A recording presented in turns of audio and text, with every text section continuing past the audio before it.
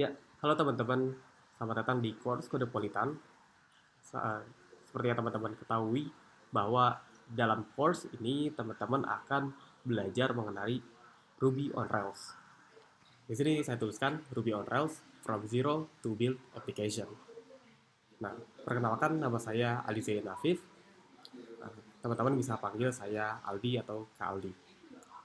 Oke, ya dalam course ini seperti yang uh, dituliskan di dalam deskripsi bahwa akan ada beberapa materi yang akan disampaikan. Nah, berikut silabus yang saya gambarkan. Di sini saya bagi menjadi 6 kategori mungkin ya. Mungkin akan berbeda sedikit berbeda dengan yang dijelaskan di deskripsi. Namun di sini saya akan lebih gambarkan bahwa di sini saya membagi menjadi 6 kategori. Yang pertama, di sini ada pengenalan, tentunya pengenalan ke Ruby on Rails. Saya akan jelaskan Ruby on Rails itu apa sih, apa keuntungan Ruby on Rails, dan lain sebagainya. Lalu di sini ada yang kedua, basic pemrograman, dan dalam uh, materi ini saya akan menjelaskan hal-hal yang mendasar terkait pemrograman. Mungkin untuk teman-teman yang mungkin baru menyentuh pemrograman ya dan belum tahu gimana sih coding itu, dan di sini akan saya jelaskan basic pemrogramannya. Di sini akan ada yang pertama mungkin variabel atau cara mendeskripsi variabel dan bagaimana operasinya, cara gimana sih cara memasukkan suatu nilai ke variabel, bagaimana sih cara misalnya ada operasi-operasi lain mengkalkulasikan variabel satu dengan variabel lainnya dan lain sebagainya. Lalu yang kedua di sini ada pengenalan kondisi. Lalu saya akan jelaskan di kondisi ini mungkin seperti teman-teman mungkin tahu bahwa formnya biasanya ada if, then, dan else. Jika, maka, dan lainnya akan seperti apa, seperti itu. Nah, ini akan ada penjelasan tentang kondisi, lalu ada penjelasan tentang looping. Looping di sini adalah pengulangan, dan mungkin teman-teman tahu bahwa dalam looping ini biasanya bentuknya ada for, ada while, ada apalagi ada for each dan lain sebagainya. Dan basic-basic pemrograman lain seperti misalnya penggunaan function, penggunaan module, kelas, dan lain sebagainya. Atau karena kita menggunakan Ruby on Rails, saya akan lebih menjelaskan konsep mengenai object oriented programming. Oke. Yang ketiga, saya akan lebih dalam uh, ke implementasi Ruby on Rails-nya. Gimana sih flow Ruby on Rails itu lebih dalam, dan bagaimana cara menggunakan Ruby on Rails, instalasi, lalu instalasi dependencies-nya, dan lain sebagainya. Nah, lalu setelah ke Ruby on Rails, kita akan langsung ke implementasi. Di sini saya akan menjelaskan juga dalam implementasi ini bentuk JSON atau bentuk komunikasi antar aplikasi, misalnya menggunakan format JSON. Lalu di sini ada API juga. Lalu di sini juga saya akan menjelaskan view-nya mungkin. Dan dalam view ini karena yang biasanya bentuknya HTML, karena ini menggunakan Ruby on Rails, kita di sini akan menggunakan HAML ya. Lalu di sini yang kelima ada database, dan di sini saya akan menggunakan database MySQL, bentuk database yang paling umum digunakan. Lalu untuk koneksinya sendiri dari Ruby on Rails ke MySQL itu kita akan menggunakan Active Record. Dan yang terakhir, materi yang terakhir di sini saya akan menjelaskan atau kita akan bersama-sama membuat suatu project. Dari sini mungkin contohnya adalah project aplikasi e-commerce. Dari mulai tampilannya e-commerce seperti apa, lalu kita akan mungkin membuat produk dan membuat transaksi di dalam e-commerce tersebut, dan menyimpannya ke database MySQL seperti itu. Oke, kita langsung masuk ke materi yang pertama, yaitu pengenalan tentang Ruby on Rails. Nah, Ruby on Rails itu apa sih? Buat yang teman-teman yang belum tahu Ruby on Rails itu apa, secara umumnya mungkin Ruby on Rails merupakan framework, di sini saya garis bawahi framework, dengan bahasa pemrograman Ruby. Jadi sebetulnya Ruby on Rails itu bahasa pemrogramannya Ruby. Ruby yang dibungkus dalam suatu framework yang namanya Ruby on Rails. Nah, di sini mungkin saya gambarkan ini contohnya ada kita, misalnya kita sebagai programmer di sini, lalu di sini ada Ruby, bahasa pemrograman Ruby. Nah, di sini programmer itu tidak langsung ngoding, istilahnya langsung ngoding ke Ruby. Eh, Tidak langsung ngoding secara polos ke Ruby. Tapi di sini ada Ruby on Rails di tengah-tengahnya yang menjembatani antara programmer dengan Ruby. Nah, kenapa sih harus ada Ruby on Rails di sini sebagai jembatan antara programmer dengan Ruby? Nah, di sini juga Ruby on Rails ada benefit-benefitnya. Yang pertama mungkin di sini sebetulnya benefit-benefit dari framework itu sendiri ada banyak ya. Mungkin ada yang tidak saya tuliskan di sini, tapi di sini saya akan menjelaskan atau memberitahukan apa saja benefit yang umum kita dapatkan dari menggunakan framework. Dan di sini khususnya Ruby on Rails. Nah, yang pertama kita bisa menangani masalah routing. Nah, routing di sini biasanya kalau tanpa menggunakan framework, kita kalau misalnya mengakses browser nih, contohnya www.aldizainaviv.com itu domain kita, slash misalnya produk. Nah, slash products ini adalah routing, atau slash products ini adalah URI yang akan dibawa ke aplikasi Ruby on Rails atau ke dalam frameworknya. Nah, kalau misalnya kita tidak menggunakan framework, slash products ini kita biasanya akan kesulitan. Nah, slash products ini akan dibawa ke file mana sih? Atau slash product ini punyanya siapa sih? Atau akan dibawa ke modul mana sih? Nah, seperti itu. Kalau menggunakan framework, salah satunya Ruby on Rails, kita akan lebih mudah memproses slash products ini mau diarahkan kemana, mau diproses oleh action apa, mau uh, mau diproses oleh controller apa dan lain sebagainya. Nah, di sini ada keunggulan salah satu keunggulan uh, framework yang pertama. Lalu yang kedua, keunggulan framework itu adalah bisa modular. Jadi misalnya dalam e-commerce itu atau dalam satu aplikasi itu ada modul produk, lalu ada modul cart atau keranjang, ada modul user, ada modul transaksi dan lain sebagainya misalnya. Nah, kalau misalnya tanpa menggunakan framework, kita bisa di modul-modul seperti itu, tapi kita akan lebih kesulitan.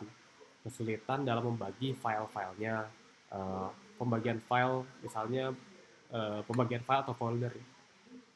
Folder products itu disimpan dalam struktur seperti apa. Lalu folder lainnya, misal card, disimpan dalam struktur seperti apa. Nah, misalnya kesulitan-kesulitan seperti itu yang kita dapatkan kalau tidak menggunakan framework. Lalu, yang ketiga ini benefitnya ada library. Nah, banyak sekali library yang ditawarkan oleh framework. Yang kalau misalnya kita tidak menggunakan framework, kita biasanya bikin codingan sendiri. Kayak misalnya kita mau bikin koneksi ya contohnya. Koneksi ke keluar. Kita ambil contoh misalnya koneksi ke Google. Kita mau pakai Google API. Nah, ketika koneksi ke Google API, kita kan harus mendefinisikan URL-nya apa, lalu protokolnya mau pakai apa, HTTP, lalu misalnya metodenya apa, get, post, page, delete, dan lain sebagainya. Lalu kita mau set connection timeout-nya berapa ke API tersebut. Nah, hal-hal seperti itu, kalau misalnya kita bikin sendiri, mungkin bisa. Tapi akan sedikit lebih memakan waktu dan lebih sulit untuk diimplementasikan. Bisa sebetulnya tidak menggunakan framework, namun waktu yang di yang waktu yang kita gunakan akan lebih banyak seperti itu dan mungkin kita akan lebih kesulitan. Nah, dengan framework ini kesulitan-kesulitan seperti itu atau hal-hal seperti itu kita bisa pangkas. Jadi kita bisa memangkas waktu untuk mengerjakan atau membuat suatu aplikasi. Nah, di sini ada library-library yang ditawarkan selain koneksi tadi, ada banyak sekali library yang ditawarkan oleh Ruby on Rails. Lalu yang keempat, eh, ada benefit yang ditawarkan dari framework adalah eh, clean atau ya clean code mungkin ya. Dalam benefit ini, nah kalau kita tidak menggunakan framework, biasanya antar programmer itu punya style yang berbeda-beda. Misalnya programmer satu punya struktur projectnya ABCD, lalu programmer yang kedua punya struktur projectnya WXYZ. Nah, ini kan ada perbedaan struktur directory. Nah, ketika ada programmer yang ketiga mau baca misalnya, mau baca codingan si programmer satu dan programmer 2. Ketika programmer ke satu, oh strukturnya seperti ini. Nah, ketika masuk ke programmer kedua, dia akan memproses lagi misalnya, akan kebingungan lagi. Loh ini ketika kita baca pada program ini kita harus mulai dari mana sih? Seperti itu. Sedangkan sebelumnya dia sudah pernah baca struktur project ABCD. Nah, di sini X, Y, X, Y, Z ini bacanya dari mana mulainya?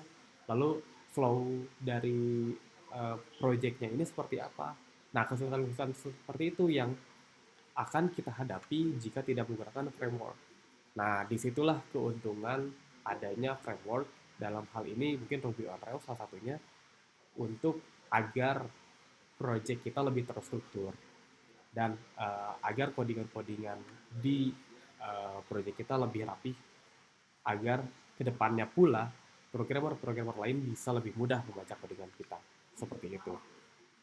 Lalu, nah kita akan lari sedikit lebih jauh. Bagaimana sih flow dari Ruby on Rails ini? Nah di sini uh, biasanya teman-teman sering dengar bahwa framework itu mengadopsi konsep model view controller seperti itu. Nah, di sini juga Ruby on Rails ternyata sama. Ada model, view, dan controller. Nah, cuma di sini sebetulnya konsepnya model view controller. Cuma di sini saya akan lebih uh, perlihatkan di dalamnya bahwa di sini juga akan ada yang namanya root dan ada juga database. Nah, flow-nya seperti apa? Ketika user mengakses browser, gitu, mengakses aplikasi kita, membuka browser, nah user itu yang pertama kali aplikasi ini yang akan pertama kali memproses adalah si roots ini. Roots ini yang tadi saya bahas sebelumnya bahwa misalnya user mengakses di browser itu www.aldisainnative.com/products. Nah, si slash products ini akan diproses oleh siapa sih? Nah, atau misalnya user memasukkan slash transactions atau memasukkan slash cards. Nah, roots atau URL ini akan diproses oleh siapa? Nah, si Ruby on Rails ini pertama kali akan memproses URL itu oleh si roots ini. Nah, jadi dari slash products, misalnya slash products akan diproses oleh controller products. Lalu URL slash transactions akan diproses oleh controller transaction dan lain sebagainya.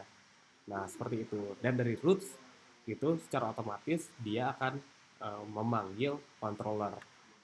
Nah, controller ini fungsinya adalah sebagai sebetulnya controller ya, mengontrol gitu. Mengontrol ada request masuk, dia lempar kemana, lalu dia minta data, lalu dari situ dia lempar lagi ke user. Jadi mengontrol kayak misalnya uh, traffic atau bukan traffic apa yang namanya application core applicationnya mungkin di controller ini yang dia mengatur jalannya aplikasi atau bukan mengatur flow aplikasi. Dari sini dapat inputnya seperti apa, dia panggil service, dia panggil model, dia panggil apa, lalu lempar ke view untuk diperlihatkan ke user seperti itu. Nah, fungsi dari controller adalah seperti itu. Nah, biasanya beberapa aplikasi tidak membutuhkan database. Kayak misalnya dia aplikasi ini hanya ping. Ping itu mengecek ketersediaan aplikasi. Aplikasi ini jalan atau nggak sih? Seperti itu. Nggak perlu sampai ngecek database. Nah, cukup misalnya dari root controller dilempar ke view, lalu dilempar dari view ini akan ditampilkan ke user. Nah, seperti itu. Jadi prosesnya sebetulnya dengan root controller dan view itu sendiri sudah jalan aplikasinya. Dari controller dan view di sini ada tampilannya yang misalnya isinya HTML atau di Ruby on Rails itu biasanya bentuknya humble dan akan ditampilkan dalam browser dalam bentuk tampilan yang mungkin menarik seperti itu. Nah, sudah jalan seperti aplikasinya. Nah, namun biasanya ada beberapa aplikasi juga yang membutuhkan database dan ini biasanya seperti data-data user, data-data products yang mau ditampilkan. Nah, di sini fungsinya controller untuk mengambil meminta request ke model untuk dilempar ke view. Nah, di sini ada model. Model itu untuk apa sih? Model ini adalah bentuk komunikasi antara aplikasi kita dengan database. Di sini isinya logik-logik. Jadi seperti misalnya kita mau ngambil data produk, lalu data produk itu diolah, lalu digabungkan produk itu dengan transaksinya. Seperti itu, ngambil data lagi dari database, lalu diolah lagi. Nah, hasil olahan-olahan data itu atau logik-logik itu barulah dikirim ke controller. Jadi controller itu biasanya mengambil data dari model dan menerima data dari model itu dalam bentuk sudah dalam bentuk yang baik gitu, informasi yang enak gitu, seperti itu. Nah, model juga bisa berperan sebagai koneksi ke database. Jadi database ini bisa berkomunikasinya hanya dengan model, tidak dengan controller, tidak dengan view, tidak dengan groups. Seperti itu. Nah, mungkin itu gambaran secara umum bagaimana sih Ruby on Rails bekerja di dalam aplikasi. Mungkin secara lebih detailnya akan saya jelaskan lagi di pertemuan berikutnya dan akan saya contohkan dengan kode-kode programnya seperti apa atau program kita kita akan coding langsung di pertemuan berikutnya. Ya, mungkin sekian pertemuan kali ini. Selamat bertemu di pertemuan berikutnya. Dadah.